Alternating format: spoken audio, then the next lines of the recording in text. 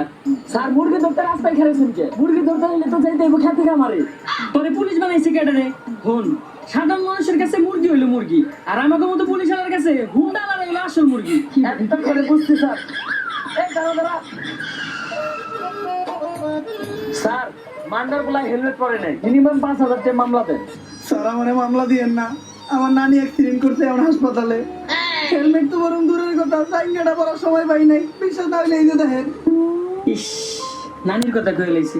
নানি হইলো আবেগ, নানি হইলো ভালোবাসার আরেক নাম। দে ওর সাইরে দে। স্যার আমারে সাইরা দিলেন স্যার, আমি অনেক ভালো ডায়লগ দিতে পারি স্যার, আপনি এনে একটা ডায়লগ দিই স্যার। আমার হেলমেট ছিল না, তাও ছাড়া মানে মামলা না দিয়ে সাইরা দিছে। স্যার আমার ভাই না, স্যার আমার চুদির ভাই। এই নাটকির বলাই ধর।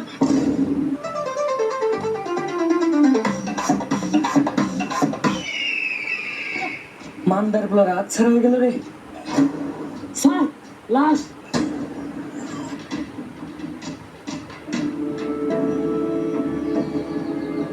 পাপির দেহ পোকায় খায়, ধর্ষকদের ঠাঁই হবে না এই বাংলায়। হারকিউলিস। হারকিউলিস একটার পর একটা খুন করতেছে এই হারকিউলিস। এই মালগড় পোলার জ্বালায় টিকা যাইতাছে না। আর তোমরা আমার চুল ছিটাছো মালগড় পোলাটা। মন দাতা গলায় পাড়া দিয়ে কলা ঢুকে দিই মুখ দিয়ে। এমপি সাহেব দেন, খিদাও তো লাগছে, তাও তো একটা কলা খেয়ে পারতাম। যে কলা দিমু ওটা আবার গলা দিয়ে নামবো না। বেশি পাতাল না পারে তাড়াতাড়ি হারকিউলিসের ধরার ব্যবস্থা কর।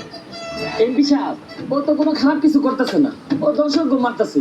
যেটা আমরা পুলিশরা করতে পারতাছি না ওইটা ও করে দিতেছে। হয় বেশি কথা কইস না, এমপি সাহেবের পোলা একটা দর্শক।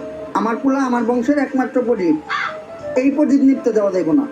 কারণ আমার যৌবনের যে অবস্থা, এই প্রদীপ একবার নিবলে ওইটা জ্বালানো সম্ভব না।